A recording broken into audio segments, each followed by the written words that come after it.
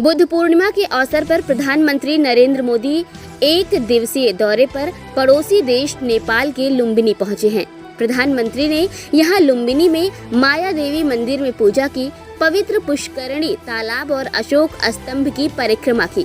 भारत की मदद से बन रहे बुद्धिस्ट कल्चरल सेंटर के भूमि पूजन में भी शामिल हुए। अपने इस दौरे पर वो नेपाली पीएम देउबा के साथ द्विपक्षीय वार्ता भी करेंगे। पीएम का देउबा के साथ लंच का कार्यक्रम भी है। इस दौरान दोनों देशों के बीच 7 अहम समझौते होंगे। 2014 में प्रधानमंत्री बनने के बाद मोदी की ये 5वीं बार नेपाल यात्रा है। वहीं नेपाल के प्रधानमंत्री शेर बहादुर देउबा 2 बार भारत आ चुके हैं। 2017 और हाल ही में 2022 में उन्होंने भारत की यात्रा की थी। इस दौरे पर प्रधानमंत्री नरेंद्र मोदी अपने समकक्ष नेपाली प्रधानमंत्री देउबा के साथ जल विद्युत विकास और कनेक्टिविटी जैसे मसलों पर चर्चा करेंगे। द्विपक्षीय बैठक के बाद दोनों देशों के बीच सांस्कृतिक और शिक्षा के क्षेत्र में सहयोग के मसलों पर भी कुछ समझौते होंगे। प्रधानमंत्री इस दौरान लुम्बिनी मठ में इंडिया इंटरनेशनल सेंटर फॉर बौद्ध कल्चर एंड हेरिटेज की आधारशिला रखेंगे। इसके अलावा प्रधानमंत्री मोदी बुद्ध जयंती समारोह में भी शिरकत करेंगे।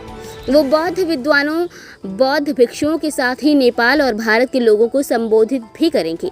जी हाँ, नेपाल में प्रमुख रूप से 2 राजनीतिक पार्टियों का दबदबा है। पहला कम्युनिस्ट पार्टी और दूसरा नेपाली कांग्रेस। अभी नेपाली कांग्रेस पार्टी की सरकार है। 13 जुलाई 2021 को ही शेर बहादुर देउबा प्रधानमंत्री बने थे। इसके पहले 2018 से 2021 तक कम्युनिस्ट पार्टी ऑफ नेपाल के केपी शर्मा ओली प्रधानमंत्री थे। केपी शर्मा के कार्यक्रम के दौरान भारत नेपाल के रिश्तों में काफी खटास आई थी। विदेश मामलों के जानकार प्रोफेसर प्रदीप सोमवंशी कहते हैं, शर्मा कम्युनिस्ट विचारधारा के थे और वो चीन के प्रभाव में थे। उन दिनों चीन की राजदूत का दखल सीधे प्रधानमंत्री से लेकर नेपाल के राष्ट्रपति कार्यालय तक था। इससे भारत और नेपाल के बीच कई विवाद शुरू हो गए थे। दोनों देशों में तनाव की स्थिति बन गई थी। प्रोफेसर सोमवंशी के मुताबिक नेपाल और चीन के बीच नजदीकियां बढ़ने का असर भारत पर पड़ेगा। नेपाल पर ज्यादा प्रभाव डालकर चीन उसकी जमीन का इस्तेमाल भारत के खिलाफ कर सकता है। ये सबसे खतरनाक स्थिति होगी। ऐसे में भारत को हर हाल में नेपाल से अपने रिश्ते सही रखने होंगे। वहीं नेपाल को भी चीन से सावधान रहने की जरूरत है। रक्षा विशेषज्ञ डॉक्टर महेश करंदीकर भी यही मानते हैं। वो कहते हैं, जब से देउबा प्रधानमंत्री बने हैं, भारत नेपाल के रिश्तों में सुधार देखने को मिला है। ये अच्छी बात है।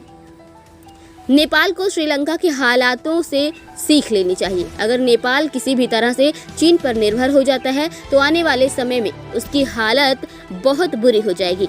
भारत नेपाल के बीच अच्छे रिश्तों दोनों के लिए जरूरी है। ब्यूरो रिपोर्ट, खबर 24 एक्सप्रेस, नेपाल। इसी तरह ताज़ा तरीन खबरों से अपडेट रहने के लिए आप बने रहिए खबर 24 एक्सप्रेस के साथ। नमस्कार।